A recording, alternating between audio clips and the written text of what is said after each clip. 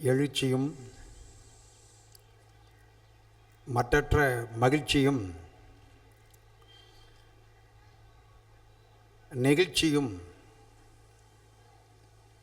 கலந்த ஒரு இனிய நிகழ்ச்சி இது. இந்த அருமையான நிகழ்ச்சியினுடைய தலைவர் மரியாதைக்குரிய மாவட்ட ஆட்சித்தலைவர் முனைவர் வே.க. சண்முகம் அவர்களே, இந்த அருமையான நிகழ்ச்சியில் முன்னிலை வகிப்பதற்காக வருகை புரிந்திருக்கின்ற கீர்த்திமிக்க அக்னி ஸ்டீல்ஸ் நிறுவனத்தினுடைய இயக்குநர்கள் எம். சின்னசாமி அவர்களே, ஆர். கிருஷ்ணமூர்த்தி அவர்களே, நாம் அனைவரும் மிகுந்த ஆவலோடு எதிர்பார்த்து காத்திருந்த இமய முதல் குமரிமணி வரை இளைஞர்களின் இதயத்தில், குறிப்பாக மாணவர்களின் இதயத்தில் நீங்காத இடம் பிடித்திருக்கிற மேதகு முன்னாள் குடியரசுத் தலைவர் டாக்டர் ஏ.பி.ஜே. அப்துல் கலாம் அவர்களே, இந்த நிகழ்ச்சியில் பங்கேற்றிருக்கின்ற மாவட்ட நீதிபதி உள்ளிட்ட மாநகராட்சி ஆணையர் உள்ளிட்ட நீதிபதிகள், மாவட்ட உயர்மட்ட அதிகாரிகள், அரசு அலுவலர்கள், கல்வி அலுவலர்கள், பல கல்லூரிகளின் தாளாளர்கள், கல்லூரி முதல்வர்கள், பள்ளிகளின் தலைமை ஆசிரியர் பெருமக்கள், ஈறுபால் ஆசிரியர் பெருமக்கள், தொழில் முனைவோர், இன்னும் சொல்ல வேண்டுமென்றால் சிறப்புமிக்க நல்வாய்ப்பினை பெற்றிருக்கின்ற சகோதர சகோதரிகளே, நண்பர்களே, இந்த அருமையான நிகழ்ச்சியை உலகெங்கும் எடுத்துச் செல்வதற்காக வருகை புரிந்திருக்கின்ற செய்தியாளர்களே, தொலைக்காட்சி நண்பர்களே, ஊடகவியல் தோழர்களே, பல்வேறு கல்லூரிகளிலிருந்தும் பள்ளிகளிலிருந்தும் பேரார்வத்தோடு வருகை புரிந்து இந்த நிகழ்ச்சிக்கு சிறப்பு சேர்த்துக் கொண்டிருக்கின்ற மாணவ செல்வங்களே, அனைவருக்கும் இந்த பொன் மாலை பொழுதில் மகிழ்ச்சிகரமான வணக்கத்தை தெரிவித்துக் கொள்கின்றேன். உள்ளபடியே இந்த நாள் இனிய நாள் என்பார்களே, இந்த நாள் இந்த ஈரோட்டு மக்களுக்கு மட்டுமல்ல, கொங்கு மண்டலத்தில் இருக்கிற மக்களுக்கு மட்டுமல்ல, தமிழ் கூறும் நல்லுலகில் தமிழ்நாட்டைச் சேர்ந்த, வாசிப்பதில் ஆர்வம் இருக்கிற, புத்தகத்தின் மீது காதல் கொண்டிருக்கிற, புதிய சமுதாயத்தை அமைக்க வேண்டும் என்று சிந்திக்கின்ற, ஒரு மாற்று சிந்தனை முன்வைத்து சமுதாயம் தழைக்க வேண்டும், முன்னேற வேண்டும், வளர வேண்டும் என்று விரும்புகிற தேசபக்தர்கள் அனைவருக்கும் ஒரு நன்னாள். நான் எண்ணி பார்க்கிறேன், 2005ஆம் ஆண்டு ஈரோடு புத்தக திருவிழா முதலாக தொடங்கப்பட்டது. 2009ஆம் ஆண்டு ஈரோடு புத்தக திருவிழாவின் 5ஆம் ஆண்டு விழா. அந்த 5ஆம் ஆண்டு விழா நிகழ்ச்சியில் 1,00,000 மக்களுக்கு மேல் அமர்ந்திருந்த பிரம்மாண்டமான ஜன திரளில், கடல் போல் காட்சியளித்த அந்த அற்புதமான கூட்டத்தில் நிறைவுரை ஆற்ற வேண்டும் என்பதற்காக நாம் இதயம் குளிர அழைத்தது மரியாதைக்குரிய மேதகு முன்னாள் குடியரசுத் தலைவர் அவர்களை. மறுபடியும் 10வது ஆண்டு நீங்கள் வர வேண்டும் என்று கேட்டுக்கொண்டோம். நான் இந்த இடத்தில் ஒரு கருத்தை பதிவு செய்ய விரும்புகின்றேன். வரலாற்று சிறப்புமிக்க ஒரு கருத்து. மரியாதைக்குரிய முன்னாள் குடியரசுத் தலைவர் அவர்கள் 5ஆம் ஆண்டு நிகழ்ச்சிக்கு வந்தபோது, நிறைவுரைக்கு வந்தபோது அவர் ஆற்றிய உரை அனைத்து மக்களின் நெஞ்சில் கல்வெட்டாய் பதிந்து கிடக்கிறது. 20 புத்தகங்களோடு நீங்கள் ஒரு நூலகத்தை தொடங்குவீர்களா என்ற கேள்வி கணையோடு அந்த உரை தொடங்கியது. நான் இந்த இடத்தில் சொல்ல விரும்புகின்றேன், மரியாதைக்குரிய முன்னாள் குடியரசுத் தலைவர் அவர்கள் வந்து அந்த 1,00,000 மக்களுக்கு மேல் அமர்ந்திருந்த அந்த கூட்டத்தில் அந்த விதையை, அந்த கருத்தை தெளித்து விட்டு சென்றீர்களே, அதற்கு பிறகு பல்லாயிரக்கணக்கான வீடுகளில் நீங்கள் சொன்ன அதே மாதிரி 20 புத்தகங்களோடு புதிய நூலகம் தொடங்கப்பட்டிருக்கிறது. இல்லந்தோறும் நூலகம். நூலகம் இல்லா ஊரில் குடியிருக்க வேண்டாம், நல்ல நூல்களே நல்ல நண்பர்கள் என்ற முப்பெரும் முழக்கத்தை முன்வைத்துத்தான் மக்கள் சிந்தனை பேரவை கடந்த 10 ஆண்டுகளாக புத்தக திருவிழாவை நடத்தி இருக்கிறது. மேதகு முன்னாள் குடியரசுத் தலைவர் முதல் முறை வந்தது லட்சக்கணக்கான மக்களுக்கு முன்னால் நூலகம் அமைக்க வேண்டும் என்று சொன்னது. இளைஞர்கள் அத்தனை பேரும் நூலகம் அமைப்போம், புத்தகங்கள் வாசிப்போம் என்று மேதகு குடியரசுத் தலைவர்கள் முன்னிலையில் உறுதியேற்றது இன்றும் பசுமையாக இருக்கிறது. நாங்கள் என்ன செய்தோம் என்றால், அதை திரைப்பட கலைஞர்களை வைத்து நுட்பமாக பதிவு செய்து அதை குறுந்தகடாக மாற்றி ஆயிரக்கணக்கான கல்லூரிகளில் மேதகு குடியரசுத் தலைவர் அவர்களது உரையை லட்சக்கணக்கான மாணவர்களுக்கு போட்டு காட்டினோம். இந்த இடத்தில் ஒரு அரிய செய்தியை சொல்ல விரும்புகின்றேன். பெருமாள் மலைக்கு கீழே இருக்கிற அடிவாரத்தில் சாதாரண படிக்காத பாமர மக்கள் இருக்கின்ற அந்த இடத்தில், இன்னும் சொல்ல வேண்டும் என்றால் ஏழை தொழிலாளர்கள் நிரம்பி இருக்கிற அந்த இடத்தில் வேலைக்கு செல்கிற இளைஞர்கள் நூற்றுக்கணக்கான பேர் மேதகு குடியரசுத் தலைவர் அவர்களது உரையை ஒரு திரையில் போட்டு பார்க்க வேண்டும் என்று விரும்பினார்கள். அந்த திரையிலே போட்டு பார்த்தபோது ஏதோ நேராகவே அவர்கள் பார்ப்பது போல அந்த திரையில் உரையாற்றிய போது திரையென்றும் மறந்து கரகோஷம் எழுப்பி எழுச்சியோடு எழுந்து நின்றார்கள். இந்த நிகழ்ச்சியை நான் பதிவு செய்ய வேண்டும். கல்லூரிகளிலே மட்டுமல்ல, கட்டிலம் காளைகளாக இருக்கிற இளைஞர்கள் எங்கெங்கெல்லாம் இருக்கிறார்களோ அங்கெல்லாம் மரியாதைக்குரிய முன்னாள் குடியரசுத் தலைவர்கள் உரை அவர்கள் நெஞ்சில் ஆழமாக பதிய வேண்டும். பாரம்பரியமிக்க தேசத்துக்கு சொந்தக்காரர்கள் நாம், வரலாற்று சிறப்புமிக்க தேசத்துக்கு சொந்தக்காரர்கள் நாம். இந்த தேசத்தில் இருந்து விட்டு வறுமை இருக்கலாமா, கல்லாமை இருக்கலாமா, அறியாமை இருக்கலாமா, இல்லாமை இருக்கலாமா? தட்டினால் தங்கம், இடித்தால் இரும்பு, வெட்டினால் வெள்ளி என்ற சகல கனிவளங்களும் இருக்கின்ற இந்த நாட்டில் இந்தியா 2020 என்ற ஒரு அற்புதமான புத்தகத்தை இங்கிருக்கிற லட்சக்கணக்கான மக்களும் கண்டிப்பாக வாசிக்க வேண்டிய ஒரு புத்தகம் 2020 மரியாதைக்குரிய மேதகு குடியரசுத் தலைவர் அவர்கள் எழுதியது. அந்த புத்தகத்தில் சொல்லப்பட்டிருக்கிறது இந்தியாவின் வரலாறு என்ன, இந்தியாவின் கனிவளங்கள் என்னென்ன. இந்த கனிவளங்களை வைத்து இளைஞர்கள் இருக்கின்றார்களே, தோல் வலிமை மிக்கவர்கள், உள்ள உறுதி மிக்கவர்கள், பாரதியும் விவேகானந்தரும் கனவு கண்ட அந்த இளைஞர்கள், அந்த இளைஞர்கள் ஒன்று கூடினால், அந்த இளைஞர் சக்தி ஒன்றாக சேர்ந்தால், தேசபக்தியோடு எழுச்சி கொண்டால் இந்த நாட்டை மிகச்சிறப்பாக மாற்றி அமைத்து உலகத்தின் உச்சிக்கே கொண்டு வரலாம் என்ற தன்னம்பிக்கை நம் நெஞ்சில் விதைத்த நாயகன் தான் நம் குடியரசுத் தலைவர் அவர்கள். இவர் வரலாறே ஒரு தன்னம்பிக்கை. நாடுபுறாவிலும் தன்னம்பிக்கை விதைவிதித்து செல்வதுதான் ஒரு வேள்வியாக நடத்தி கொண்டிருக்கின்ற மரியாதைக்குரிய குடியரசுத் தலைவர் அவர்களே, எனக்கு முன்னாள் குடியரசுத் தலைவர் என்று நான் சொல்ல நினைத்தாலும் உள்ளிருந்து அந்த முன்னாள் என்று சொல் முன்னால் வரமாட்டேன் என்கிறது. ஏனென்றால் என்னாலும் குடியரசுத் தலைவர் நெஞ்சில், இளைஞர்கள் நெஞ்சில், மாணவர்கள் நெஞ்சில், சிறுவர்கள் நெஞ்சில், சிறார்கள் நெஞ்சில், இதயத்தின் அடியாளத்தில் சிம்மாசனம் போட்டு அமர்ந்திருக்கின்ற மரியாதைக்குரிய முன்னாள் குடியரசுத் தலைவர் அவர்களை இந்தியாவின் இளைஞர்கள் அடுத்த கட்டம் என்ன செய்ய வேண்டும்? ஆகவேதான் மக்கள் சிந்தனை பேரவை தமிழ்நாடு எங்கும் வாசகர் வட்டம், வீதிக்கு வீதி வாசகர் வட்டம். ஆகவே வாசகர் வட்டம் தொடங்கப்பட வேண்டும், வாசிப்பு அதிகரிக்க வேண்டும்.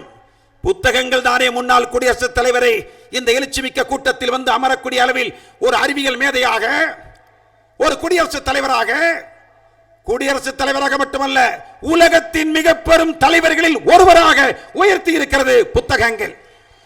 ஆகவே அத்தகைய புத்தகங்களை வாசிக்க வேண்டும் என்றும், வாசித்த பிறகு யோசிக்க வேண்டும் என்றும், நாம் அறிவாளியானால் போதாது, காலம் இறங்கி இந்த தேசத்திற்காக பாடுபட வேண்டும் என்றும் கேட்டுக்கொள்வதற்காக வருகை புரிந்திருக்கின்றார் ஐயா முன்னாள் குடியரசுத் தலைவர் அவர்களே. நான் உங்களுக்கு வரவேற்பதற்கு முன்பு நான் நெஞ்சார நன்றி பாராட்டுகிறேன். எத்தனை இடங்களில் நீங்கள் வரமாட்டீர்களா என்று ஏங்கி தவிக்கிறார்கள் என்பதை நாங்கள் அறிவோம். ஆனால் ஈரோடு புத்தக திருவிழாவை மதித்து, ஈரோட்டு மக்களை மதித்து, குறிப்பாக பதிப்பாளர்களையும் வாசகர்களையும் மதித்து, மாணவர்களையும் இளைஞர்களையும் மதித்து தேசபக்தர்களை மதித்து நீங்கள் இரண்டாவது முறையாக ஈரோடு புத்தக திருவிழாவுக்கு வந்தது 10ஆம் ஆண்டிற்கு நீங்கள் வந்தது கடைசி மூச்சுள்ள வரை எங்களால் மறக்க முடியாத ஒரு வரலாற்று செய்தி என்பதை நான் பதிவு செய்கின்றேன். ஆகவே உங்களுக்கு நன்றி பாராட்டுகிறேன். ஒரு வருகை வரலாறாக முடியுமா? ஒரே ஒரு வருகை வரலாறாக முடியுமா? சென்ற முறை ஈரோட்டுக்கு அவர் வந்தபோது 1 லட்சம் மக்கள் திரண்டதும் கடைசியாக பேசி விடைபெற்ற போது அந்த கார் அப்படி செல்கிறது. ஆனால் அத்தனை பேர் வந்தவர்கள் என்ன நினைத்தார்கள்? உரை கேட்டோம், திரும்பி செல்லலாம், பேருந்தை பிடிக்கலாம், ரயிலை பிடிக்கலாம் என்றல்லவா சென்றிருக்க வேண்டும்.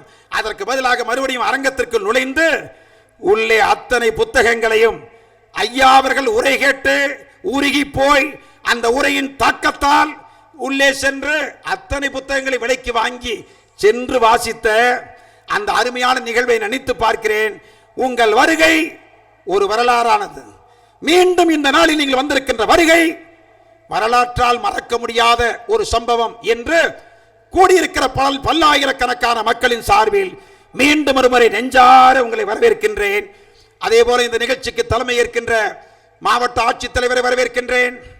முன்னிலை வகிக்கின்ற அக்னி ஸ்டீல்ஸ் இயக்குநர்களை வரவேற்கின்றேன். கீழே மிகப்பெரிய பொறுப்பில் இருக்கிற மாவட்ட நீதிபதிகளிலே இருந்து மிகப்பெரிய அரசு பொறுப்பில் இருப்பவர்கள் எல்லாம் ஒரு மாணவர்களை போல் கீழே அமர்ந்து குழந்தைகளை போல் ஒரு தகப்பனை பார்ப்பது போல் பார்த்துக் கொண்டிருக்கின்றீர்களே, அத்தனை அதிகாரிகளையும் வரவேற்கின்றேன். தாய்மார்களை வரவேற்கின்றேன். மாணவ செல்வங்களை வரவேற்கின்றேன். செய்தியாளர்களை வரவேற்கின்றேன். அனைவரையுமே வரவேற்கின்றேன் என்று சொல்லி உங்களைப் போலவே நானும் பேருரையை கேட்பதற்கு பேராவலோடு இருக்கிறேன் என்று சொல்லி மீண்டும் ஒரு முறை உங்களுக்கு 1000 முறை உங்கள் வருகைக்காக மக்கள் சிந்தனை பேரவையின் சார்பாக நன்றியை காணிக்கையாக்கி இந்த அளவோடு வரவேற்புரையை நிறைவு செய்கின்றேன். நன்றி, வணக்கம்.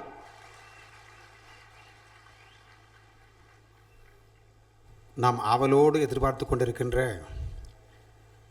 முன்னாள் குடியரசுத் தலைவர் அவர்கள் 12 நாட்கள் நடைபெற்ற பயன்மிக்க 10ஆம் ஆண்டு ஈரோடு புத்தக திருவிழாவின் நிறைவு பேருரையை நிகழ்த்த வேண்டும் என்று உங்கள் அனைவரின் சார்பில் அன்போடு வேண்டுகின்றோம். நண்பர்களே, உங்கள் எல்லோருக்கும் என்னுடைய வணக்கம்.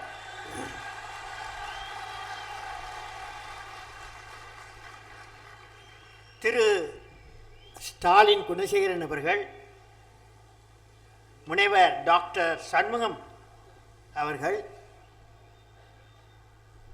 திரு எம் சின்னசாமி அவர்கள், திரு கிருஷ்ணமூர்த்தி அவர்கள், திரு அன்பரசு அவர்கள், எல்லா மாணவர்களும், இங்குள்ள மாவட்ட நீதிபதிகள் எல்லோருக்கும் என்னுடைய வணக்கம். ஆசிரியர்களுக்கும் என்னுடைய வணக்கம். நண்பர்களே, 2வது தடவையாக இங்கு இந்த புத்தக விழாவிற்கு வந்திருக்கிறேன்.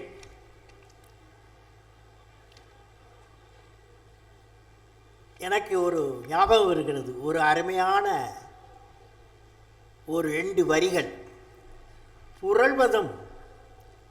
புரண்டதும் பக்கங்கள் அல்ல, புரண்டதும் பக்கங்கள் அல்ல உலகம். புத்துலகையை உருவாக்க புரட்சி படைத்தது புத்தகங்கள். இன்னொரு சார் நான் சொல்கிறேன். புரண்டதும் பக்கங்கள் அல்ல உலகம். புத்துலகை உருவாக்க புரட்சி படைத்தது புத்தகங்கள். இந்த அன்புள்ள நண்பர்களே, மக்கள் சிந்தனை பேரவையின் எல்லாரும் கேட்குதா? கடைசி ரோவில் கேட்குதா? Yes, all of you can hear me. அன்புள்ள நண்பர்களே, மக்கள் சிந்தனை புரட்சி பேரவையின் 10வது ஈரோடு புத்தக திருவிழாவின் நிறைவு விழாவில் கலந்து கொண்டு உங்களை சந்திப்பதில் மிக்க மகிழ்ச்சி. ஈரோடுக்கு வரும்போதெல்லாம் எனக்கு 3 எண்ணங்கள் தோன்றுகின்றன. அதாவது காவேரி ஆறு கல்லணைக்கு செல்லும் முன் ஈரோட்டை தொட்டு அதை வளப்படுத்தி செல்லும் காட்சி. 2 அதன் பயனாக மஞ்சளும் கரும்பும் விளைந்து விவசாயியின் வாழ்வை செழிக்க செய்யும் மற்றொரு காட்சி. 3வது காட்சி, என் தொழில்நுட்ப கல்வியில் நான் பயிற்சி பெற்ற நாகப்பட்டினத்தில் நான் சந்தித்து ஆசி பெற்ற சமூக விழிப்புணர்ச்சி சிற்பி ஈரோட்டின் வெண்டாடி வேந்தர் ஈவேரா பெரியார் அவர்கள் பிறந்த ஊர் இந்த ஈரோடு. எனவே இவ்வளவு சிறப்பு வாய்ந்த ஈரோட்டில் கல்வி அறிவியல் தமிழகத்தில் ஈரோட்டை முதல் வாட்டமாக மாற்றுவோம் என்று சபதம் எடுத்து மக்கள் சிந்தனை பேரவையால் கடந்த 10 வருடங்களாக நடைபெறும் புத்தக திருவிழாவில் கலந்து கொள்வதில் பெரும் மகிழ்ச்சி அடைகிறேன். நண்பர்களே, 29ஆம் ஆண்டு 5வது ஈரோடு புத்தக திருவிழாவில் கலந்து கொண்டு உங்களை சந்தித்தேன், உங்கள் பலரை சந்தித்தேன். ஏன் மீண்டும் ஈரோட்டிற்கு வந்து உங்களுடன் பேச இருக்கிறேன் இன்றைக்கு என்றால், ஈரோட்டில்தான் இளைய சமுதாயம் கூடியிருக்கிறது, விவசாய சமுதாயம் கூடியிருக்கிறது, தொழில் முனைவோர் சமுதாயம் கூடியிருக்கிறது, அறிவார்ந்த சமுதாயம் கூடியிருக்கிறது. அனைத்து சமுதாயம் ஒருங்கே சங்கமித்திருப்பதால் இங்கு மிகப்பெரிய ஆற்றல் சங்கமித்திருக்கிறது. அதனால் அறிவு இங்கே விருத்தி அடையும் என்ற நம்பிக்கை எனக்கு இருக்கிறது. பல மாவட்ட மக்கள் கலந்து கொண்டதில் இருந்து இன்றைக்கு தமிழகம் முழுதும் இருந்து கலந்து கொண்டு பயன்பெறும் புத்தக திருவிழாவாக மாறியிருக்கிறது. இன்றைக்கு 10வது ஆண்டில் சிறப்பாக புத்தக திருவிழாவை மக்கள் சிந்தனை பேரவை நடத்தியிருக்கிறது. இதில் நூற்றுக்கணக்கான புத்தக பதிப்பாளர்கள் கலந்து கொண்டிருக்கிறார்கள். ஆயிரக்கணக்கான புத்தகங்கள் மக்களை சென்றடைந்திருக்கிறது. கடந்த 12 நாட்களாக லட்சக்கணக்கான மக்கள் கலந்து கொண்டு பயன்பெற்று இருக்கிறார்கள். ஈரோடு மக்கள் சிந்தனை பேரவை 10 ஆகஸ்ட் 2014 என்று 15,000 பேர் ஒரே இடத்தில் கூடி 1 மணி நேரம் அமைதியாக புத்தகம் படித்தார்கள் என்று கேள்விப்பட்டேன். தினமும் படிக்க வேண்டும், தினமும் படிக்க வேண்டும் என்ற உணர்வு வர வேண்டும் என்று நீங்கள் எடுத்த இந்த முயற்சி பாராட்டத்தக்கது. உங்கள் அனைவருக்கும் என் வாழ்த்துக்கள்.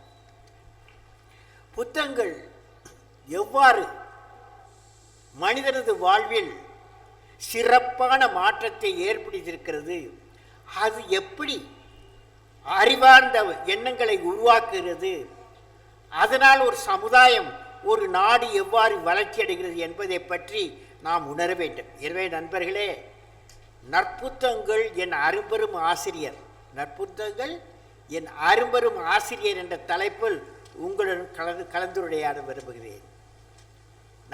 நற்புத்தகம் கீழே வாங்க. நற்புத்தகங்கள் என் அரும்பெரும் ஆசிரியர்.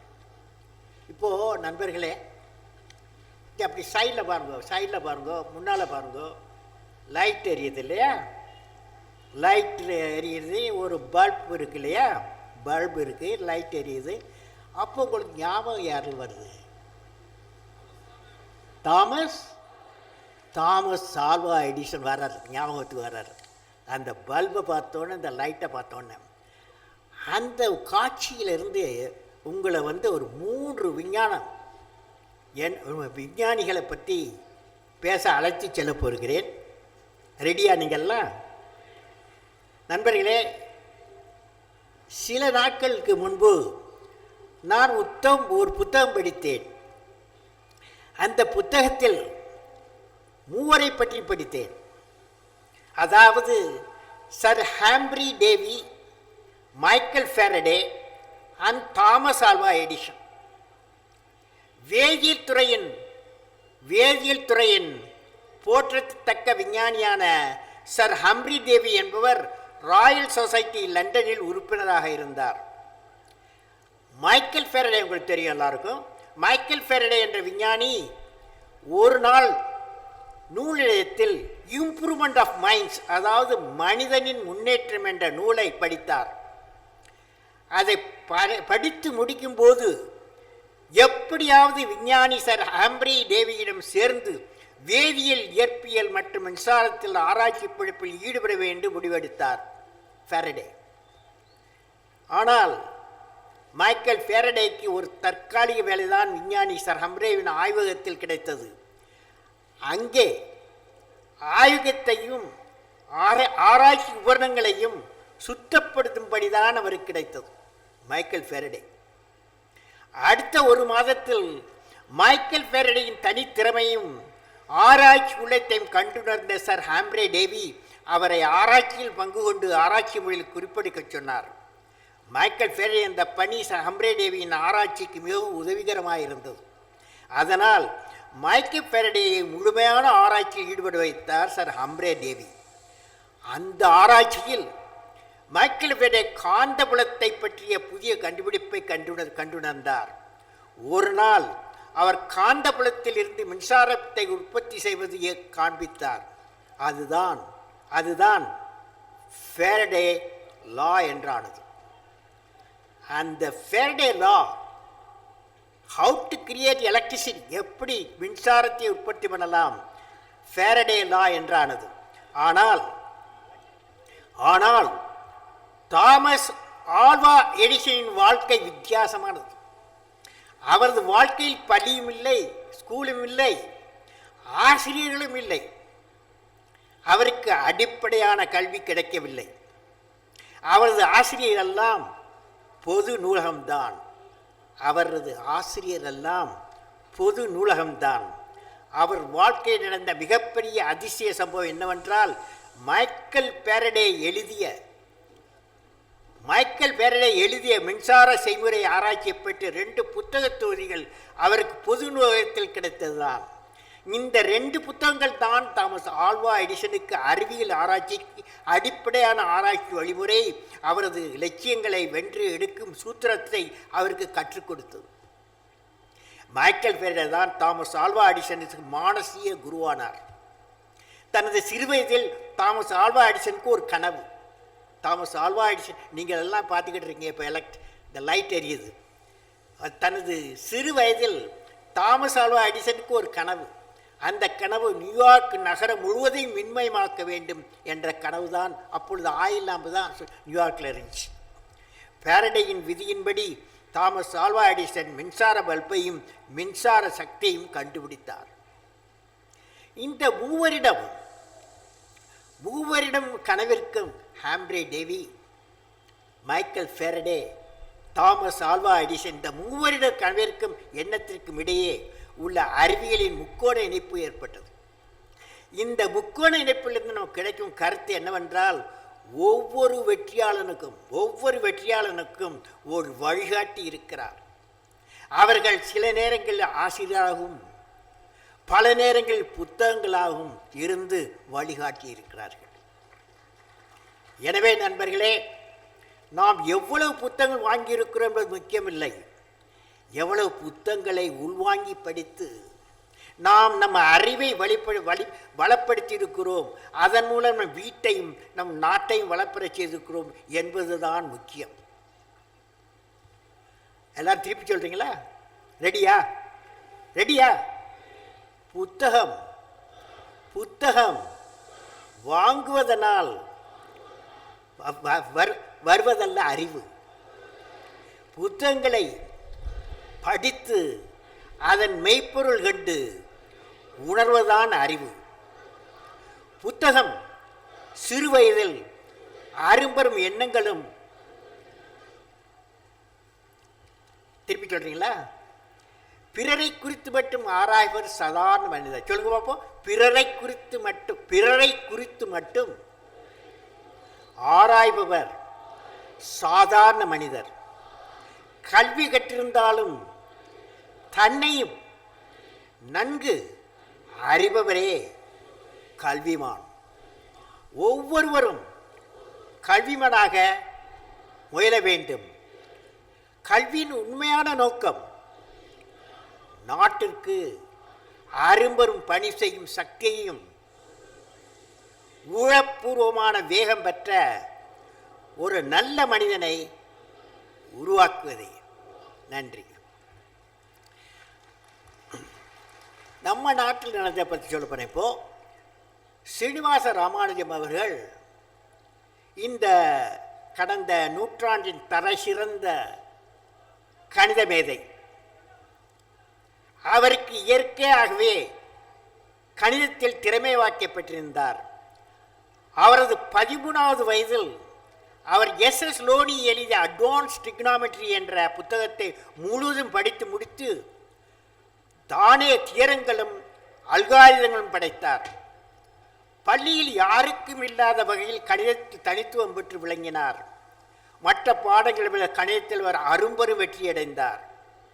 அதனால் வாழ்க்கையிலும் அவர் மாபெரும் வெற்றியடைந்தார். அது காரணம் அவருக்கு பிடித்த கணிதத்தை அவர் மென்மேலும் ஆழமாக படித்தார். கணிதத்தில் அவர் உழைப்பு தான் இந்த உலகத்திற்கு பெரிய மாபெரும் கணித மேதையை கொடுத்தது. எதிர்பாராத விஷயங்களை எதிர்பார்க்க கற்றுக்கொள்வதுதான் உங்களை இன்னும் ஒரு பிடி மேலே உயர்த்தும். சற்றும் எதிர்பார்த்திராத விஷயங்கள் எதிர்கொள்வதே யதார்த்தம். இப்போ எல்லாம் திருப்பி சொல்கிறீங்களா? வெற்றி என்பது இறுதிப்புள்ளி, தோல்வி என்பவை இடைப்புள்ளிகள். இடைப்புள்ளிகள் துணையின்றி இறுதிப்புள்ளியை அடைதல் சாத்தியமில்லை. எனவே நண்பர்களே, வெற்றியை கொண்டாட மறந்தாலும் தோல்விகளை கொண்டாட கற்றுக்கொள்ள வேண்டும். ஏனென்றால் தோல்விகள் தான் நம்மை வலுப்பெற செய்பவை, நம் பயணத்தை முழுமை பெற செய்பவை. அந்த பயணம் முழுமை பெற புத்தகம் நம் வாழ்வில் இன்றியமையாததாக இருக்கும். புத்தகம் நம் வாழ்வில் ஒவ்வொரு பகுதியிலும் இன்றியமையாததாக இருக்கிறது. இது நான் கண்ட உண்மை. நம்முடன் நம் வாழ்க்கை பயணத்தில் நடந்து வருகிறது. இன்ப சுமூகத்தில் பங்கு பெற்று நம்பிக்கை விதை விதைத்து வாழ்வை செவ்வனே நடத்த நம்மை செம்மைப்படுத்துகிறது. நமது வாழ்க்கையை மேம்படுத்த அறிவையும் தொழில்நுட்பத்தையும் கொடுக்கிறது. வாழ்முறை அனுபவத்தின் அடிப்படையில் சொல்லிக் கொடுக்கிறது. நமது கலாச்சாரத்தை, வரலாற்றை அடுத்த தலைமுறைக்கு எடுத்துச் சொல்கிறது. சமூக பொருளாதார சித்தாந்தத்தை, வளர்ச்சிக்கான அரசியலை சொல்லிக் கொடுக்கிறது. நண்பர்களே, இதை என்னோட திருப்பி சொல்கிறீங்களா? எஸ். எவ்வளவு தூரம் கடந்திருக்கிறோம் என்பதில் நம் ஊக்கம் மலர்வதில்லை. இன்னும் எவ்வளவு தூரம் கடக்க இருக்கிறோம் என்கிற சிந்தனை தான் ஊக்கத்தை மலரச் செய்கிறது. நமக்கான வழிகளை புலரச் செய்கிறது. அந்த சிந்தனைகளை, வழிகளை நமக்கு புலப்படுத்தும் கருவிதான் புத்தகங்கள். அந்த சிந்தனைகளை, வழிகளை நமக்கு புலப்படுத்தும் கருவிதான் புத்தகங்கள். நன்றி. இப்படி புத்தகத்தின் பயன்கள் கணக்கில் அடங்கா. எனவே தினமும் புத்தகம் படிப்பது வாழ்வில் இன்றியமையாது. தற்காலிக சந்தோஷங்களுக்கு தலை கொடுத்து விடாமல் அபாரமான சாதனைகளை நிகழ்த்த முனைபவர்களால் தான் உலகின் வளர்ச்சி ஒப்படைகிறது. உலகின் வளர்ச்சியில் உங்கள் பங்கு அவசியம்தானே. அபாரமான சாதனைகளுக்கு அச்சாரமிடுங்கள் புத்தகங்களை படிப்பதன் மூலம். இப்போது நண்பர்களே, உங்களிடம் சில செய்திகளை பகிர்ந்து கொள்ள விரும்புகிறேன். நாம் இன்று அழகழகாக அச்சிட்ட புத்தகங்களை படித்து மகிழ்கிறோம். அந்த புத்தகங்கள் எவ்வாறு தோன்றின என்பதை பற்றி நாம் சிந்திக்க வேண்டும். பேச்சு வழக்காக மட்டுமே இருந்தவற்றை எல்லாம் எழுதி வைக்க வேண்டும் என்ற எண்ணம் பண்டைய மனிதருக்கு ஏற்பட்டதே புத்தகத்தின் தோற்றமாக அமைகிறது. மரைப்பட்டைகளிலும், தோள்களிலும், பனையோக ஓலைகளிலும், கல்வெட்டுகளிலும் எழுத்தாணி கொண்டு எழுதி வைத்தவைதான் இன்று புத்தக வடிவம் பெற்றுள்ளன. அறிவியலின் வளர்ச்சியினால் எழுவதற்கு காகிதமும் நூல்கள் அச்சிட்ட அச்சு எந்திரங்களும் கிடைத்தன. மிக நீளமான சொற்றொடர்கள் சிறு சிறு சொற்றொடர்களாயின. ஒரு தொடருக்கும் அடுத்த தொடருக்கு இடையே இடைவெளி விடுவதும் முற்றுப்புள்ளி போன்றவற்றை அமைப்பதும் பற்றி பிரித்து எழுதும் பழக்கத்திற்கு வந்தன. பெயர் முயற்சி எடுத்து படிக்க வேண்டிய நிலை மாறியதனால் படிப்பு பரவலாகிறது. புத்தகங்கள் எழுதப்பட்டன. இன்று நம்மால் ஒரு புத்தகத்தை மிக குறைந்த காலத்தில் எத்தனை ஆயிரம் பிரதிகளை இருந்த நிலை வேறு. அக்கால இலக்கண இலக்கில் அனைத்து ஓலைச்சுவடிகளில் எழுதப்பட்டு வந்தன. அவை பிரதி எடுக்கப்பட்டு உபயோகப்படுத்தப்பட்டு வந்தன. பனை ஓலைகள் கூறிய எழுத்தாணிகளை கொண்டு அக்காலத்தில் கருத்துக்கள் பதிவு செய்யப்பட்டன. இப்போ திருவள்ளுவர் பற்றி சொல்கிறேன். திருவள்ளுவர் உலக மக்களுக்கு எல்லாருக்கும் தெரியும். அனைவருக்கும் பொதுவான கருத்துக்களை தெரிவிக்கும்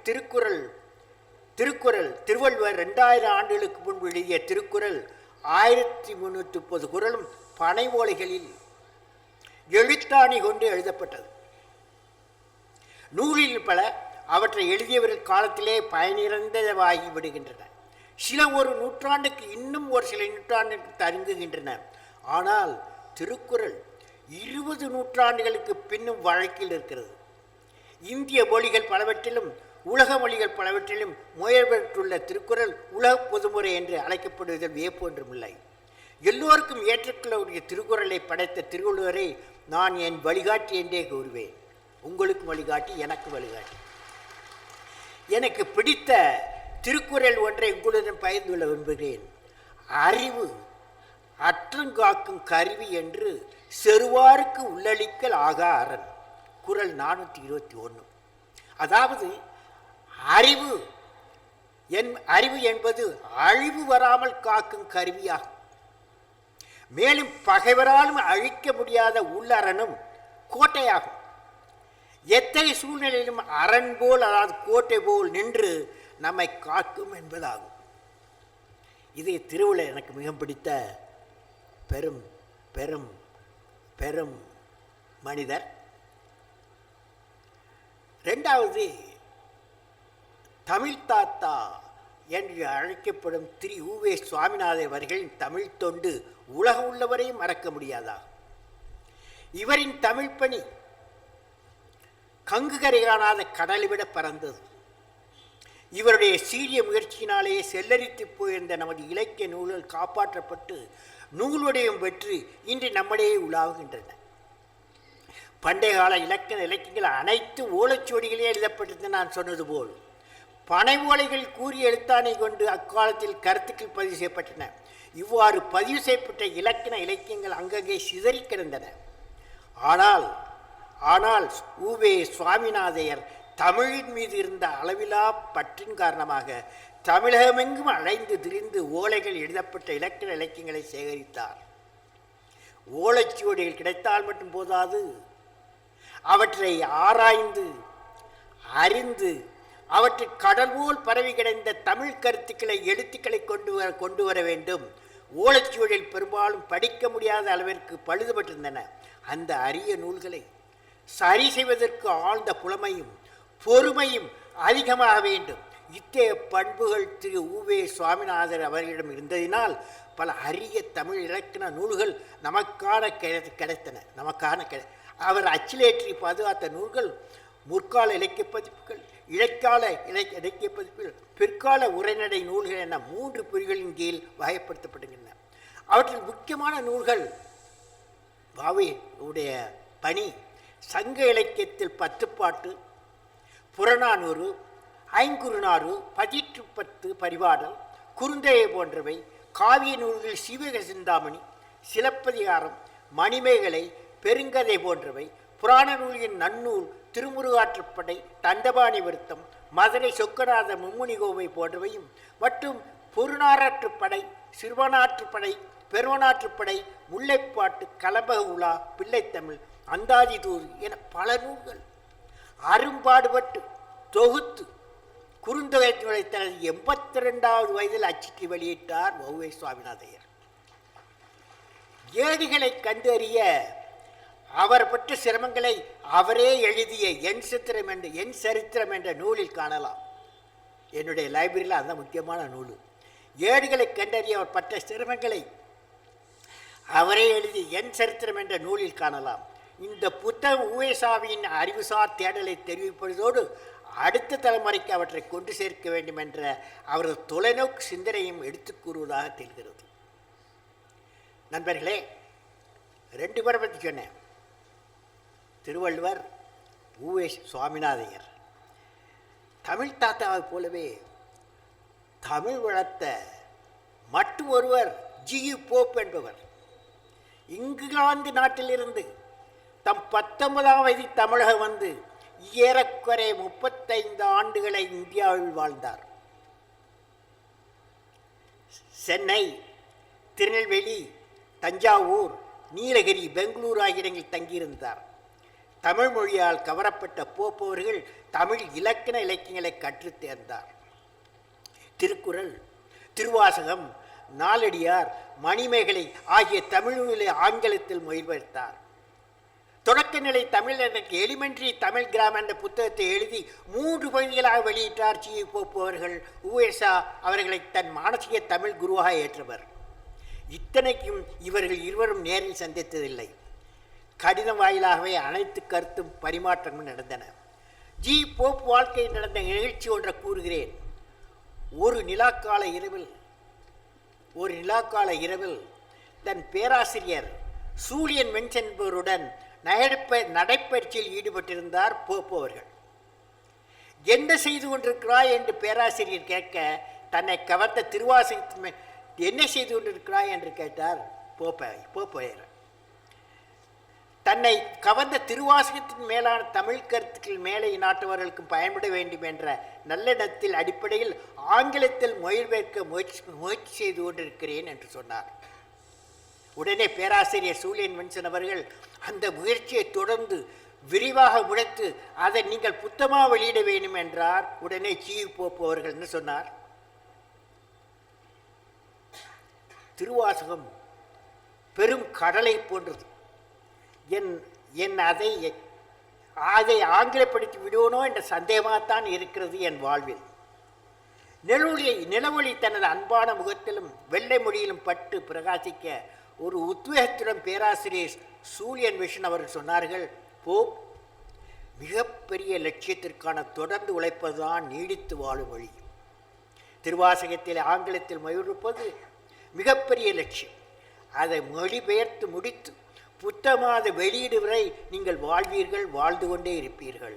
ஆனால் திருவாசகம் உங்கள் காலத்திற்கு பின்பு இந்த உலகத்தில் சிறப்புடன் வாழும் என்றார் வில்சன். அந்த ஆழமான வார்த்தைகள் தான் இந்த மிகப்பெரிய முயற்சி வெற்றி பெற முழு முதற்காரணம் என்ற ஆங்கிலத்தில் திருவாசக புத்தகத்தில் 24 ஏப்ரல் 1900 ஆண்டு திரு ஜி.யு. போப் அவர்கள் எழுதியிருக்கிறார் என்றால் அது எப்படிப்பட்ட மதிப்பை, பெருமையை வெளிநாட்டோர் மத்தியில் தமிழுக்கு பெற்று தந்திருக்கிறது என்பதை அறியும்போது எனக்கு வியப்பாக இருக்கிறது. அவர் கூறியபடி திருவாசகத்தை ஆங்கிலத்தில் மொழிபெயர்த்து வெளியிட்ட போப் தனது 88வது வயதில் தான் காலமானார். தன் ஆயுள் முழுவதும் தமிழுக்காகவே அவர் வாழ்ந்தார். ஆங்கில நாட்டில் பிறந்தவராயினும் தமிழ் மாணவனாக இறுதி வரை வாழ்ந்து மறைந்த பெரியார் போப்பையர் என்று அழைக்கப்பட்டார். தனது கல்லறையிலும் நான் ஒரு தமிழ் மாணவன் என்று குறிக்கச் செய்தார். டாக்டர் உவே சுவாமிநாதன் அவர்கள் திரு ஷோப் அவர்களுக்கு புறநானூறு, புறப்பொருள், வெண்பா போன்ற நூல்களை அனுப்பினார். இது சம்பந்தமாக இருவருக்கும் இடையே நடந்த கடித போக்குவரத்து எவ்வளவு உன்னதமான எண்ணங்களை கொண்டதாக இருக்கிறது. புறநானூற்றை எளிமைப்படுத்தி பண்டிதர் அல்லாத என் போலிடம் கருணை கொள்ளுங்கள் என்று கூறி கடிதம் எழுதியிருக்கிறார். நான் மிகவும் அசௌகரியமாயிருக்கிறேன், ஆயினும் இன்னும் எதேனும் செய்யலாம் என்று நம்பியிருக்கிறேன். எப்பொழுது சொல்லுகிறார் தனது வாழ்வின் கடைசி காலத்தில் பழந்தமிழ் நூல்களெல்லாம் புத்தகத் தமிழர்களுக்கு விளங்கும்படி, புது தமிழர்களுக்கு விளங்கும்படி செய்ய வேண்டும். அது கூவே சுவாமிநாதர் ஆகிய நீங்கள் ஏற்பாடு செய்யுங்கள் என்று கூறுகிறார். இத்தகைய உண்மை உழைப்பாளியுடைய நட்பினால் தமிழ் பணியில் என் மனம் ஊற்றலாயிற்று என்று திரு உவே சுவாமிநாதர் கூறுகிறார்கள். என் மனம் கவர்ந்த மற்றொரு பெரியவர் மகாகவி பாரதியார். இரவா கவிதைகள் இயல்பாய் பாடி வருவர். கவியுலகில் புதிய ஒளி ஏற்று தனிப்பெருமை அவருக்கு உண்டு. பாரதி கவிதைகளை பல நாடுகளிலும் மொழிபெயர்க்கப்பட்டு பயன்பெறுகின்றனர். அந்த விடுதலை கவிஞரின் வீரமும் வேகமும் மிக்க கவிதைகளை மக்கள் மிக விரும்பி படிக்கின்றனர். தமது கவிதையின் மேன்மை பற்றி அவரே கூறுகிறார், எந்நாளும் அழியாத மகாகவிதை என்று. அதாவது இந்தியா சுதந்திரம் பெறுவதற்கு பல வருடங்களுக்கு முன் சுதந்திரம் அடைந்து விட்டோம் என்ற கனவை அதாவது 1910 முண்டாசு கவிஞர் பாரதியார் பிரகடனப்படுத்தினார். அதாவது ஆடுவோமே பல்லு பாடுவோமே ஆனந்த சுடர் அடைந்து விட்டோம் என்ற அந்த தீர்க்கதரிசியின் கனவு தமிழ்நாட்டில் பல்லாயிரக்கணக்கான இளைஞர்களை எழுச்சியுற வைத்து சுதந்திரப்பாட்டார் வலுப்பெற்றார். 1947 இந்தியா சுதந்திரம் அடைந்தது. நாட்டு மக்கள் நலம் பெற்று வாழ்வதாக பாடல் பாடிய அவருடைய நெஞ்சும் நாட்டு விடுதலை பற்றியும் பாடி அமையவில்லை. நாட்டுப்பற்று, மொழிப்பற்று, சமுதாயப்பற்று என பல வகையாக அமைகின்றது. 1910 பாரதியார் தீர்க்க தரிசனமான கனவு கண்டார். அந்த கனவு இப்பொழுது நிறைவேற வேண்டும் என்ற தேவையை மக்கள் மத்தியில் ஏற்படுத்தி உள்ளது. பாரதியார் பாடினார், வங்கத்திலே ஓடிவரும் நீரின் மிகையால் மையத்து நாடுகள் பயிர் செய்வோம். நாட்டிற்கு முக்கியமாக வேண்டியது உணவுப் பொருட்கள். பயிர் தொழிலின் திறனாலேயே உணவு உற்பத்தி பெருக முடியும். இதற்கு போதிய நீர் வசதி வேண்டும். இதற்காக நதிகள் இணைப்பு சாத்தியமானு யோசித்து வருகிறோம். ஆனால் பாரதி அன்றே வங்கத்தில் ஓடிய நீரின் மிகையால் மையத்தினால் பயிர் செய்வோம் என்றார். எனவே நண்பர்களே, இளைய நண்பர்களே, இளைஞர்களே, அதிதிறன் நீர்வீழ்ச்சி சாலையை படைத்து நதிகளையும் நீரணைகளையும் இணைத்து பாரதியின் கனவை நனவாக்குவோம் என்று சூடுரைப்போம். நண்பர்களே, தொழிலோடு கலை வளர்ந்தாலும் நாட்டிலே அறம் நிலவ வேண்டும். கலையும் தொழிலும் கலந்து அறமும் கல்வியும் நிலைத்து இன்பம் நிலவும் சமுதாயமாக நம் நாடு விளங்க வேண்டும் என்பதே பாரதியார் கண்ட கனவாகும். என்னை கவர்ந்த நான் குறிப்பிட்ட 4 தமிழறிஞர்கள் தளராத மன உறுச்சியின் தமிழ் வளர்க்க அயராது பாடுபட்டார்கள். இவர்களை பற்றி நினைக்கும் போது எனக்கு தோன்றிய எண்ணங்களை உங்களிடம் பகிர்ந்து கொள்ள விரும்புகிறேன். திருவள்ளுவர் எந்த நாட்டிற்கும் ஏற்ற அறிவு களஞ்சியத்தை படைத்து அதை உலக பொதுமறையாக கொடுத்தார். நாட்டு மனிதர்கள் எவ்வாறு நல்வாழ்க்கையை நடத்துவது, நாடு எவ்வாறு வளர்ச்சியடைய வேண்டும் என்று வாழ்விலக்கணத்தை வரையறுத்தார். உவே சுவாமிநாதையர் ஓலையில் முடங்கி உலகுக்கு புலப்படாமல் கிடந்த இலக்கிய இலக்கண நூல்கள் பலவற்றை அச்சிலேற்றி அழகிய பிழையற்ற ஆராய்ச்சி பதிப்புகளாக வெளியிட்டு அழியாது காத்து அடுத்த தலைமுறைக்கு அறிமுகப்படுத்தினார். போப் மொழி, நாடு, மதம் இதையெல்லாம் கடந்துவிட்டு தமிழ் கவிதையின் சிறப்பில் மூழ்கி தமிழ் சமுதாயத்தின் அறிவாற்றல் மற்ற நாட்டு மக்களுக்கு பயன்பெற வேண்டும் என நினைத்து அதை ஆங்கிலத்தை மொழிபெயர்த்து தமிழின் பெருமையை உலகிற்கு அறிமுகப்படுத்தி அதற்காக தன் வாழ்க்கையை அர்ப்பணித்தார். பாரதியார் ஆங்கிலேயர் ஆண்ட நாட்டில் 1910 இந்தியா சுதந்திரம் அடைந்த மகிழ்ச்சியை கொண்டாடுகிறார். 1910 100 ஆண்டுகளுக்கு முன்பே இந்திய நதிகளை இணைக்க வேண்டும் என்று குரல் கொடுத்தவர் பாரதியார். 10 ஜூலை 2014 சமர்ப்பிக்கப்பட்ட மத்திய நிதிநிலை அறிக்கையில் பாரதியார் கண்ட கனவுக்கு ஒரு அணுவளவில் அழுத்தம் கொடுப்பதாக இந்நதிநீர் இணைப்பிற்கு விளக்கமான திட்ட அறிக்கையை தயாரிப்பதற்காக ஒரு 100 கோடி ஒதுக்கீடு செய்யப்பட்டுள்ளது என்பது ஒரு நல்ல செய்தி. இங்கு கூடியிருக்கும் ஆண்டோர்களே, சான்றோர்களே, இளைஞர்களே, புத்தகங்களை படியுங்கள், படித்து கொண்டே இருங்கள். தமிழாய்ந்து நாடு செழிக்க கருத்துக்களை படைத்தமிழ் சான்றோர்களை பற்றி படியுங்கள். வாழ்வாங்கு வாழ்ந்த வாழ்வை பற்றி படியுங்கள். தமிழகம் வாழ்வியலை, மற்ற நாட்டின் கலை கலாச்சாரத்தை, வரலாற்றை, அறிவியலை, கணிதத்தை, பூகோளத்தை பற்றி படியுங்கள். தன்னம்பிக்கையின் தாரக மந்திரத்தை படியுங்கள். சமுதாய சீர்திருத்த கருத்துக்களை, நாட்டை வெளிப்படுத்தும் வழிமுறைகளை, தலைமை பண்பை வளர்க்கும் புத்தகங்களை படியுங்கள். வாழ்க்கையை வளப்படுத்தும் கதைகளை, சம்பவங்களை, படைப்புகளை பற்றி, அவர் கண்ட கனவை பற்றியும் படியுங்கள். புத்தகம் வாசகர்களுக்கு அவர்களை பற்றி அவர்களுக்கே அறிமுகப்படுத்துகிறது. வாசகன் தன்னை பற்றிய புரிதல்களை புத்தகங்களின் வாயிலாக அடையும் போது அவன் புத்தகத்தின் பால் முழுவதும் ஈர்க்கப்படுகிறான். நம் வாழ்க்கைக்கு தனிச்சுவை தரக்கூடிய புத்தகங்கள், தனிச்சுவை தரக்கூடியவைதான் புத்தகங்கள். அறிவையும் ஆற்றலையும் தரக்கூடியவை புத்தகங்கள். புத்தகங்கள் படிப்பது நம்மை நாமே சீர்படுத்திக் கொள்ளவும் ஆசிரியரின் கருத்துக்களை செயல்படுத்துவதால் சிறந்த முன்னேற்றத்தை அடைய முடியும். மேலகண்ட நூல்கள் அனைத்தும் மனித வரலாற்றில் இடம்பெற்று இன்று வரைவுகள் புகழ்ந்தகையாக திகழ்கின்றன. எனவே புத்தகங்கள் அன்றும் இன்றும் என்றுமே மனித நாளைக்கு முக்கியமாக திகழ்கின்றன. என்னுடைய பள்ளி பருவத்தில் நூலகங்களை பார்த்தது கிடையாது. 1941, 10 வயசு பையன்.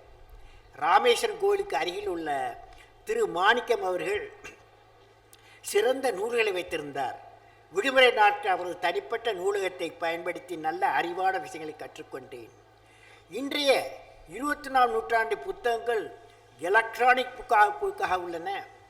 இன்று இணையதளத்தின் நூல்களை தேடிய அறிவை வளர்த்துக்கொள்ள அறிவு சார்ந்த சமுதாயமாக உள்ளது. இன்றைய இளைஞர்கள் இணையதளத்தில் அனைத்து புத்தகங்களையும் தருவித்து படிப்பவர்களாகவும் ஃப்ரீ ஆன்லைன் லைப்ரரி மூலம் அறிவை தேடி பெறுகின்றனர். நமது மரபு செல்வங்களோடு உலக வளங்களை அறிவு சுரங்கங்களையும் அடுத்து வரும் இளைய தலைமுறைக்கு எடுத்துச் சொல்வது மிகப்பெரிய பொறுப்பு. கடந்த தலைமுறையை விட இந்த தலைமுறை சிறந்த அறிவுடையவர்கள். அடுத்த தலைமுறை இந்த மக்களை விஞ்ச வேண்டியவர்கள். அவருக்கெல்லாம் பயன்படும் விதமாக பல்வேறு அறிவுத்தலங்களில் ஏற்பட்டு வரும் மாறுதல்களை எடுத்துச் சொல்வதுதான் புத்தகங்கள். அண்மையில் நான் படித்து தெரிந்து கொண்டது இது. மதுரையில் உள்ள பேசும் நூலகம் வாயிலாக ஆசிரியர் பயிற்சி தேர்வுக்கும் படித்த பார்வையற்றோரின் 100க்கும் மேற்பட்டவர்கள் ஆசிரியர் பணியில் சேர்ந்திருக்கிறார்களாம். பாடப்புத்தகங்களை ஆடியோ புத்தகங்களாக மாற்றி கொடுத்ததன் காரணமாகவே இது சாத்தியமாக இருக்கிறது. தொழில்நுட்பத்தின் வளர்ச்சியால் உலகின் எந்த மூலையில் இருப்பவரும் தங்களுக்கு தேவையான ஆடியோ புத்தகத்தை பதிவிறக்கம் செய்து பயன்படுத்திக் கொள்வதற்கான பன்முயற்சி மேற்கொள்ளப்பட்டு வருகின்றன. இவ்வாறாக படிக்கும் புத்தகங்கள் பேசும் புத்தகங்கள் என்று கூறப்படும் எல்லா புத்தகங்களுமே மக்கள் படித்து பயன்பெறுதல் என்பதைத்தான் அடிப்படையாக கொண்டுள்ளன.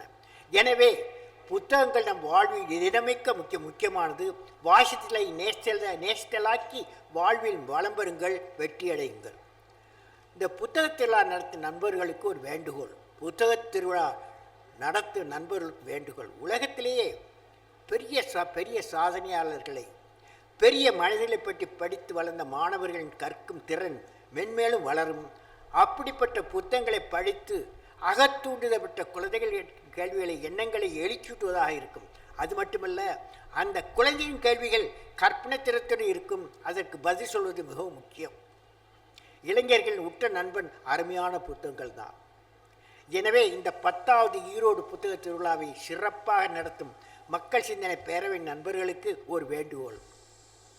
1. நகரங்களில் கிடைக்கும் நூல் நிலைய வசதி அனைத்தும் கிராமங்களுக்கும் கிடைக்க வேண்டும். அனைத்து வகையான மற்றும் பழமையான புத்தகங்களை கணினியாக்கம் செய்து கிராமத்துக்கு இணையதளத்தின் மூலம் கிடைக்கும் வகையில் செய்ய வேண்டும். 2. இளைஞர்கள் கற்பனை திறனுடன் கூடிய தனித்தன்மை பெற்றவர்கள். எனவே இளைஞர்களின் கற்பனை திறனையும் அறிவாற்றலையும் சிந்திக்கும் திறனையும் வளர்க்கும் வகையிலான தரமான புத்தகங்கள் அதிகம் வர வேண்டும். அப்படிப்பட்ட புத்தகங்கள் மூலம் முறைசாரா கல்வி முறையிலும் பற்றுவிக்க வேண்டும். 3. இளைஞர் தங்களது சுற்றுப்புறத்திலிருந்தும் தங்கள் குடும்பத்தார்களிலிருந்தும் அவர்கள் தினமும் பழகி வளர்ந்து வாழும் பக்கத்து ஊர்களிலிருந்தும் பலவற்றை கற்றுக்கொள்கிறார்கள். எடுத்துக்காட்டாக தங்களது பெற்றோர்கள், ஆசிரியர்கள் நல்ல புத்தகங்கள் படிக்கும் பழக்கத்தை பார்த்தால் அவர்கள் தினமும் நல்ல புத்தகங்கள் படிக்க வேண்டும் என்ற ஆர்வம் வரும். அப்படி படித்த புத்தகங்களை பற்றி பெற்றோர்கள் குழந்தைகளிடம் வாதிக்கும் பொழுது அவர்களுக்கு புத்தகம் படிப்பது மிக ஆர்வம் உருவாகும். இளைஞர்களிடம் கேள்வி கேட்கும் பழக்கத்தை வளர்க்க வேண்டும். அவர்கள் மனம் திறக்கப்படியாகவும் அவர்கள் சிந்தனையை தட்டி வளர்க்கும் விதத்திலும் கேள்விகளுக்கு பொறுமையுடன் அறிவுத்திறனுடன் பதிலளிக்கப்பட வேண்டும். மனம் திறந்தால் மட்டும் போதாது, அவரது குணவளர்ச்சி அடைய வேண்டும். அதாவது மனமாற்றம் அல்ல, இங்கே முக்கியம் குணமாற்றம் வேண்டும். அப்போதுதான் அறிவார்ந்த மேன்மையான நிலைக்கு இளைஞர்கள் இட்டுச் செல்லப்படுவார்கள். இவை அனைத்தும் நட வேண்டும் என்றால் ஒவ்வொரு குடும்பத்திலும் நல்ல அருமையான புத்தகங்கள் இருக்க வேண்டும். இப்படிப்பட்ட திறன் கொண்ட புத்தகங்களை பதிப்பாளர் ஊக்குவிக்க வேண்டும், உருவாக்க துணை நிற்க வேண்டும். அப்படிப்பட்ட புத்தகங்களை தினமும் படிக்கும் வழக்கத்தை ஏற்படுத்திக் கொள்ள வேண்டும். எனவே நண்பர்களே, நான் சொல்வதை திருப்பிச் சொல் இளைய நண்பர்களை திருப்பிச் சொல்லுங்கள். அருமையான புத்தகங்கள் கற்பனை திறனை ஊக்குவிக்கும். கற்பனை திறன் படைப்பாற்றலை உருவாக்கும். படைப்பாற்றல் சிந்தனை திறனை வளர்க்கும். சிந்தனை திறன் அறிவை வளர்க்கும். அறிவு உன்னை மகானாக்கும். எனவே புத்தகங்கள் படைக்கும் படைப்பாளிகள், எழுத்தாளர்கள் இப்படிப்பட்ட திறன்களை இளைஞர்கள் மத்தியில் வளர்க்கும் விதமாக தங்களது படைப்புகளை கற்பனை திறத்தோடு காட்சி அமைப்புகளோடு படைக்க வேண்டும். ஒவ்வொரு நூலகம் இப்படிப்பட்ட திறத்தோடு படைக்கப்படும் நூல்கள் அதிகமாக வாங்க வேண்டும். கன்னியாகுமரியை பற்றி படிக்கவும், ராமேஸ்வரத்தின் இளைஞர்கள் ஜார்க்கண்டை பற்றி படித்து அறிந்து கொள்ள நல்ல புத்தகங்கள் உறுதுணையாக இருக்கும். அதாவது பல்வேறு நாடுகளைச் சேர்ந்த இளைஞர்கள் ஒன்றாக கூடும்போது அவர்கள் ஒவ்வொரும் அடுத்தவர்களது நாடு கலாச்சாரம் என்பதை நான் பல்வேறு நாடு சேர்ந்த இளைஞர்களை ஒட்டுமை சந்தித்து பலதடவை உரையாடும் போது உணர்ந்தேன். அப்படிப்பட்ட சூழ்நிலை இளைஞர்களுக்கான உலகளாவிய கருத்துக்கள் கொண்ட புத்தகங்கள் மிகவும் பயனுள்ளதாக வேண்டும். எனவே எனது முடிவுரை, எனவே நண்பர்களே, இந்த 10வது ஈரோடு புத்தக திருவிழா உங்களுக்கு இந்த சிறப்பான அனைத்தையும் வழங்கும் அறிவு களஞ்சியமாக திகழ்ந்திருக்கும் என்பதில் எவ்வித சந்தேகமும் இல்லை. இந்த புத்தக திருவிழாவிலே பங்கேற்கும் அனைவருக்கும், பெற்றோர்களுக்கும், குழந்தைகளுக்கும், மாணவர்களுக்கு என்ன செய்தி என்றால், நீங்கள் ஒவ்வொரு தினமும் 1 மணி நேரம் நல்ல புத்தகங்கள் படிக்க ஒதுக்குவீர்களானால் ஒரு சிறு வருடங்களுக்குள் நீங்கள் ஓர் அறிவு களஞ்சியமாகுவீர்கள். புத்தகம் என்றென்றும் உங்களுக்கு உற்ற நண்பனாக திகழும். உங்கள் ஒவ்வொருவது வீட்டிலும் ஒரு நூல் நிலையம் அவசியம் இருக்க வேண்டும். அது மட்டுமல்ல, அனைவரும் தினமும் புத்தகங்களை படிக்க வேண்டும். செய்வீர்களா? இந்த ஒரு சிறிய முயற்சி நாட்டில் ஒரு அறிவார்ந்த சமுதாயத்தை உருவாக்கும் முதற்படியாகும். அந்த முயற்சிக்கு ஆக்கமும் ஊக்கமும் கொடுக்க வேண்டியது இங்கு கூடியிருக்கும் ஆன்றோர்கள், சான்றோர்கள், பொதுமக்களாகிய உங்கள் முதற்பணியாக இருக்க வேண்டும். உங்கள் அனைவருக்கும் என் வாழ்த்துக்கள். God bless you. அன்பிற்குரிய பெரியோர்களே, மீண்டும் ஈரோட்டுக்கு ஒரு வரலாற்று சிறப்புமிக்க உரை கிடைத்திருக்கிறது. சென்ற முறை 2009 5ஆம் ஆண்டு புத்தகத் திருவிழாவின் நிறைவு விழாவில் முன்னாள் குடியரசுத் தலைவர் உரையாற்றிய பின்பு சுமார் 1.5 ஆண்டுகளுக்கு பிறகு டெல்லி மாநகரத்தில் சாகித்ய அகாடமியின் சார்பில் ஒரு மிகச்சிறந்த உரை நிகழ்த்தினார்கள். அறிவார்ந்த உரையை நாட்டின் தலைநகரத்தில் 1.5 ஆண்டுகள் கழித்து பேசிய போது முதல் 5 நிமிடங்கள் ஈரோடு புத்தகத் திருவிழாவை பற்றி மிகச்சிறந்த உரை நிகழ்த்தியிருக்கிறார்கள். தென்னிந்தியாவில் ஈரோடு என்ற இடத்தில் ஒரு புத்தகத் திருவிழா நடைபெற்றது. அந்த புத்தகத் திருவிழாவுக்கு நான் சென்று பேசிய போது மக்கள் உணர்ச்சிகரமாக காணப்பட்டார்கள். வாசிப்புக்கு வசப்பட்ட மக்களாக லட்சக்கணக்கான பேரை நான் கண்ணுற்றேன், மகிழ்ச்சி அடைந்தேன் என்று ஈரோடு புத்தகத் திருவிழாவின் கடந்த கால வருகையை வரலாற்று பதிவாக டெல்லி மாநகரத்தில் செய்த பெருமை மரியாதைக்குரிய ஐயா அவர்களை சாரும். நான் இந்த இடத்தில் ஒன்று சொல்ல விரும்புகின்றேன். இந்த உரை சடங்குபூர்வமான உரை அல்ல, சம்பிரதாயத்திற்கு ஆற்றப்பட்ட உரை அல்ல, உணர்வுபூர்வமான உரை, உணர்ச்சிகரமான உரை. நதிகளை இணைக்க வேண்டும் என்றும், அதே சமயத்தில் 10 வயது பாலகனாக இருந்தபோது பொது நூலகம் இல்லாத காரணத்தால் மாணிக்கம் என்பவரின் வீட்டுக்கு சென்று அவர் வைத்திருந்த தனி நூலகத்தை பயன்படுத்தி நான் என்னை ஆற்றுப்படுத்தி கொண்டேன் என்று இத்தனை ஆண்டுகளுக்கு பிறகு மாணிக்கம் என்பவர் தவறிப்போய் பல்லாண்டுகளுக்கு பிறகு தவறாமல் செய் நன்றி அறிதல், நன்றி உணர்ச்சி என்பதற்கு எடுத்துக்காட்டாக எங்கோ 10 வயது பாலகனாக இருந்தபோது பக்கத்து வீட்டிலே சென்று படித்த விஷயத்தை எடுத்து சொன்னாரே. ஆகவே இவர் உரை மட்டுமல்ல, வரலாற்று சிறப்புமிக்க உரை. இந்த உரையில் அப்படியே இந்த உரையை புத்தகத் திருவிழாவின் 10ஆம் ஆண்டு புத்தகத் திருவிழாவின் சிறப்பு வெளியீடாக மக்கள் சிந்தனை பேரவை விரைவில் வெளியிட்டு லட்சக்கணக்கான பிரதிகள் அச்சிட்டு இந்த உரையை இந்த மாவட்டத்தில் மட்டுமல்ல இந்த மண்டலத்தில் உள்ள மாணவ செல்வங்கள் அனைவரின் கரத்திலும் தவழ விடுவது எங்கள் கடமை என்று கருதுகின்றோம். மீண்டும் ஒரு முறை மரியாதைக்குரிய மேதகு குடியரசுத் தலைவர்களுக்கு நன்றி கூறி நிறைவு செய்கின்றேன். நன்றி, வணக்கம்.